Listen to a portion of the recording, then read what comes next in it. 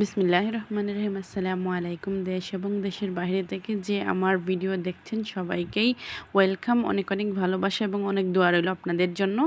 তো আজকে হচ্ছে ডাটা দিয়ে আর হচ্ছে কাঁঠালের বিচি আর রুই মাছ দিয়ে রান্না করব, সেটা আপনাদের সাথে দেখাবো।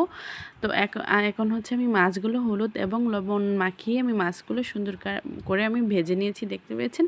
এখন হচ্ছে আমি পেঁয়াজ, কড়াইয়ের মধ্যে তেল এবং পেঁয়াজ আর হচ্ছে আমি তরকারিগুলো আগে থেকেই প্রসেস করে নিয়েছি। তো এখন হচ্ছে এখানে আদা রসুন বাটা অ্যাড করে নিয়েছি, দেখতে পাচ্ছেন।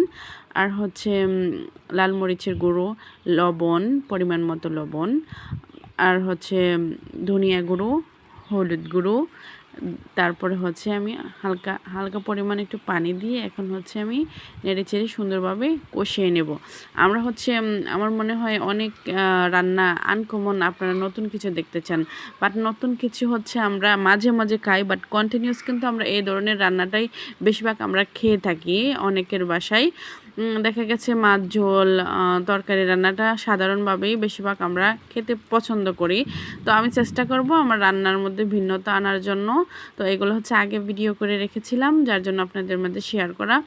আর আপনারা জানেন আমার ছোট ছোট বাচ্চাদেরকে নিয়ে কন্টেন্ট তৈরি করা অবশ্যই একটা কষ্টের কাজ, ওদেরকেও সময় দিতে হয়।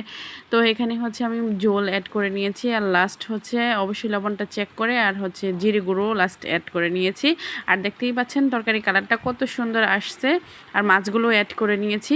2 মিনিটের মতো ঢাকনা দিয়ে ডেকে আমি জাস্ট কুক করে নেব, জাল করে নেব। তো দেখেন আমার তরকারি কালারটা কি সুন্দর আসছে, আর আমার তরকারি রান্নাটা হয়ে গেছে। আজকের মতো এখানে, আল্লাহ হাফেজ।